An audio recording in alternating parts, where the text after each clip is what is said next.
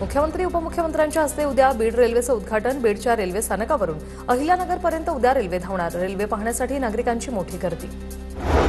राज्याचे महाधिवक्ता बिरेंद्र सराफ यांनी वैयक्तिक कारणाने राजीनामा दिल्याची माहिती। पुढील व्यवस्था होईपर्यंत काम पाहणार। पंतप्रधान मोदींच्या वाढदिवसानिमित्त केंद्रीय मंत्री मुरलीधर मोहोळ यांच्यातर्फे उद्या रात्री 8 वाजता ड्रोन लाईट शोचं आयोजन। 1000 ड्रोन शोच्या माध्यमातून मोदींना वाढदिवसाच्या शुभेच्छा दिल्या जाणार।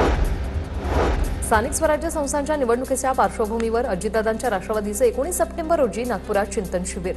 राज्यभरातील सुमारे 550 पदाधिकारी सहभागी होणार। काही जिल्ह्यातील पक्ष संघटनेत फेरबदल होण्याची शक्यता। आयुष कोमकर हत्या प्रकरणातील आरोपी कृष्णा अंदेकरला पुणे पोलिसांनी ताब्यात घेतलं। आयुष कोमकर हत्या प्रकरणात 13 जणांवर गुन्हा दाखल।